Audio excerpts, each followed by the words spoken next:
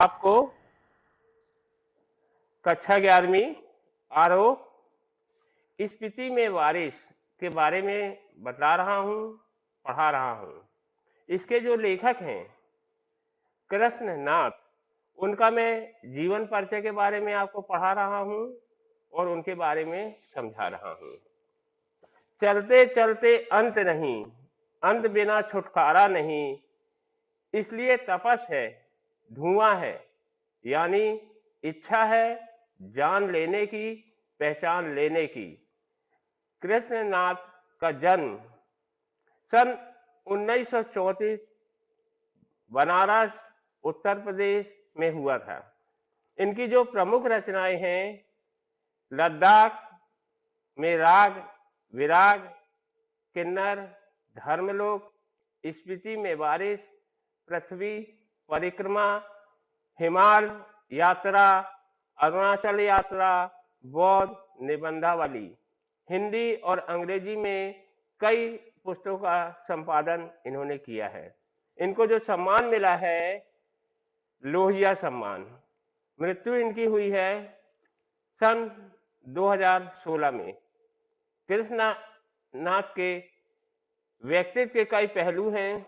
काशी हिंदू विश्वविद्यालय से इन्होंने अर्थशास्त्र में एमए के बाद उनका झुकाव समाजवादी आंदोलन और बौद्ध दर्शन की ओर हो गया।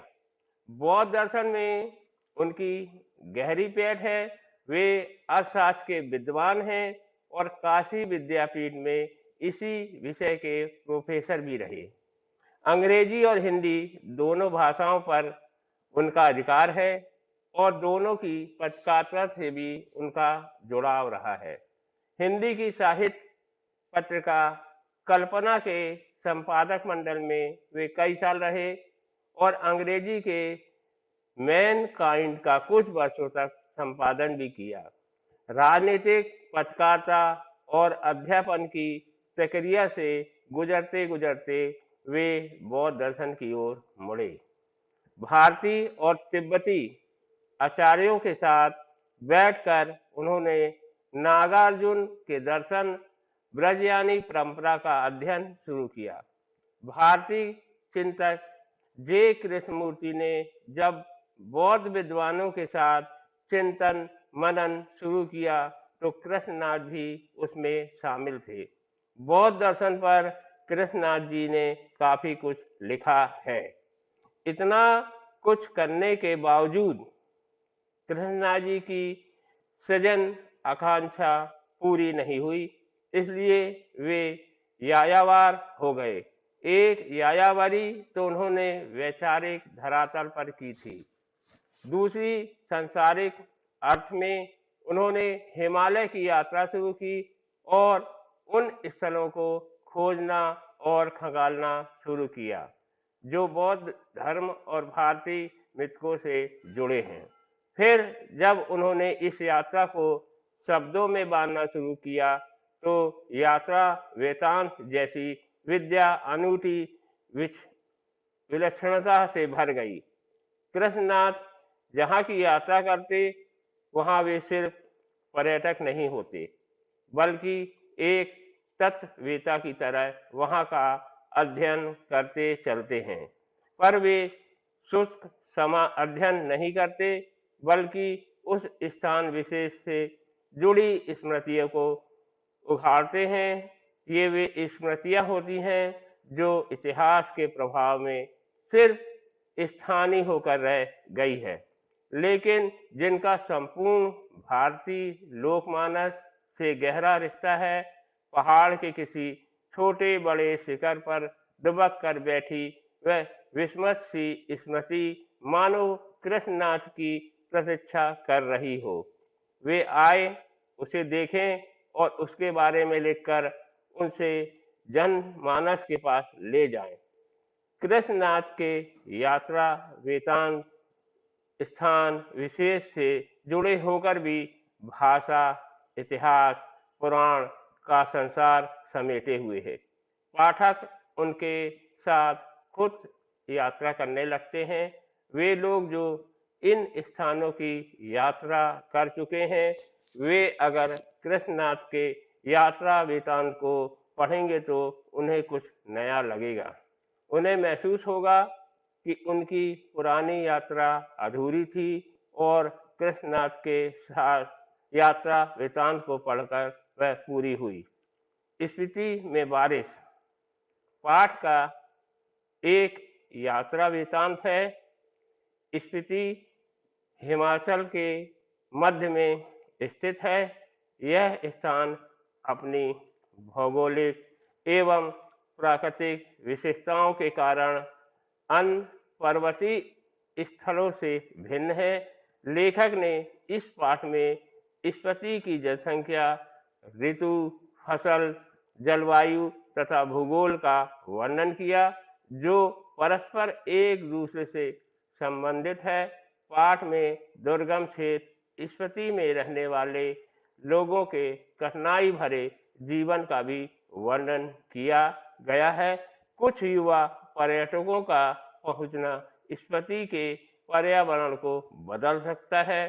ठंडे रेगिस्तान जैसे स्पीति के लिए उनका आना वहां बूंदों भरा एक सुखद संयोग बन सकता है।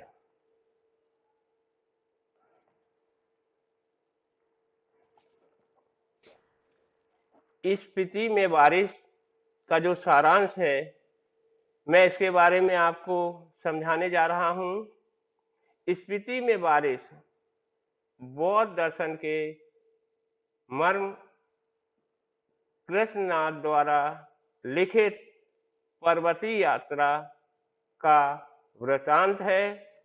स्पीति हिमालय के मध्य में स्थित एक घाटी है जो सन 1966 में हिमाचल प्रदेश के उत्तरी छोर का जिला बन गई।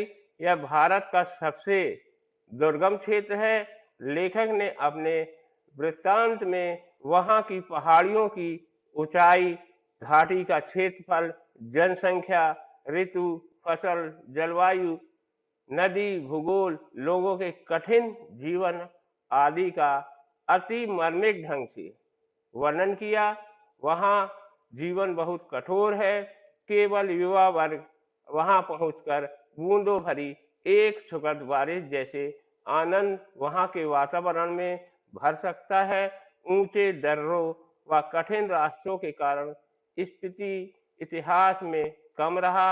1873 में स्पीति रेगुलेशन पास होने पर इसे विशेष दर्जा मिला। यहाँ का प्रशासन अधिकारी नोनो था, जो मालगुजारी वसूल करना तथा छोटे छोटे फौजदारी के मुकदमों के फैसले करता था। स्पीति 3142 और 3259 अक्षर उत्तर और 7726 और 7842 पूर्वी देशांतर के बीच स्थित है। इसके चारों ओर 18,000 फीट ऊंचे पहाड़ इसे तिब्बत, लाहुल, किन्नौर और लद्दाख से अलग करते हैं। यहाँ स्पीति का पारा नाम की नदी के साथ पिन नाम की घाटी भी है। यहाँ प्रति वर्ग मील 4 से भी कम लोग रहते हैं, जो वर्ष में 9 महीने से दुनिया से कटे रहते हैं, लकड़ी के अभाव में ठिठुरते हैं। अन्य क्षेत्रों से संपर्क का माध्यम केवल वायरलेस सेट है। प्राचीन काल में शायद स्पीति भारतीय साम्राज्यों का अनाम अंग रही। इस प्रकार हमेशा स्वच्छ रही है, जिसे भूगोल ने बनाया है। विपत्ति से बचने के लिए लोग आंख बंद कर चगमा का तना पकड़कर बैठ जाते हैं या घर छोड़कर भाग जाते हैं। इंपीरियल गजेटियर के अनुसार इसका क्षेत्रफल 2155 वर्ग मील है। ऊंचाई 12,986 फीट है। 2002 की जनगणना के अनुसार लाहुल स्पीति की जनसंख्या 34,000 थी। स्पीति को उत्तर में माला राचा श्रेणी में, दक्षिण में माने श्रेणी ने घेर रखा है। माने श्रेणी का नाम बौद्धों के माने मंत्र ओ मणि पद्मे हूँ बीज यंत्र के ऊपर जो लिख रखा गया है। इस प्रति में 2 ही ऋतु होती हैं, जून से सितंबर तक की अल्पकालिक वसंत ऋतु तथा तापमान 15 सेंटीग्रेड हो जाता है। अक्टूबर से मई तक 8 महीने शीत ऋतु रहती है। जनवरी में औसत तापमान 8 रिकॉर्ड किया गया है। वसंत में यहाँ फूल नहीं खिलते, न हरियाली आती है, न गंध होती है। सर्दियों में नदी नाले जम जाते हैं, तेज ठंडी हवा सूल की तरह चुभती है। स्थिति में वर्षा ना के बराबर होती है, क्योंकि यहाँ तक का मानसून आता ही नहीं। कालिदास के ऋतु संहार ग्रंथ में जो वर्षा का वर्णन है, उसे यहाँ के लोग नहीं समझ सकते हैं। स्पीति में साल में एक ही फसल होती है, जिसमें जौ, गेहूं, मटर और सरसों का उत्पादन होता है। सिंचाई का साधन पहाड़ों से आ रहे नाले हैं। मटर और सरसों के अतिरिक्त कोई सब्जी नहीं होती है। वर्षा की कमी के कारण पेड़ नहीं होते हैं, इसलिए स्पीति नंगी और वीरान है। यहाँ स्केटिंग, सौंदर्य प्रतियोगिता, आइसक्रीम और छोले भटूरे नहीं है। पाठ के अंत में लेखक ने बरसात की सुखद घटना का वर्णन किया है। वे काजा के डाक बंगले में सो रहे थे तो लगा कोई खिड़की खटखटा रहा है। रात्रि का अंतिम पहर था। लैंप की लो तेज की, खिड़की का एक पल्ला खोला। तेज हवा का झोंका मुंह और हाथ को जैसे छीलने लगा। आड़ से देखा तो वर्षा हो रही थी। तुषार जैसी बूंदें पड़ रही थी। कमरे में ठंड बढ़ रही थी। सुबह लेखक उठा और चाय पीने लगा। चाय पीते हुए सुना कि लोग उनकी यात्रा को शुभ बता रहे हैं, क्योंकि स्पीति घाटी में बहुत दिन बाद वर्षा हुई थी।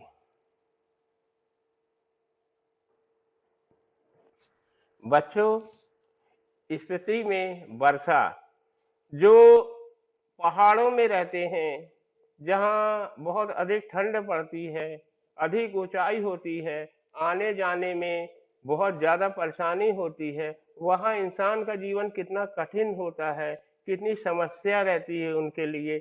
लकड़ी का अभाव रहता है, वर्षा नहीं होती है। इस बारे में लेखक ने बहुत ही अच्छे और मार्मिक ढंग से स्मृति में वर्षा का जो शब्द दिए हैं, जो वर्णन किया है, वह बहुत ही सुखद है। और लेखक की जो एक बहुत अधिक विशेषता है कि उनका जो लेख है, जो पाठ है, तो जो पढ़ने वाले हैं, जो समझने वाले हैं, वह उनके साथ इतने अधिक तल्लनी से, आत्मीयता से जुड़ जाते हैं और उन्हें ऐसा लगता है कि वह उनके साथ यात्रा कर रहे हैं। उनकी ये बहुत बड़ी विशेषता है। तो बच्चों, स्पीति में वर्षा के बारे में आपको पढ़ा चुका हूँ और कृष्णनाथ का जीवन परिचय भी आपको बता चुका हूँ, सारांश भी बता चुका हूँ। आप लोग इसको अच्छे से पढ़िए और कोई समस्या, कोई दिक्कत है तो मेरे से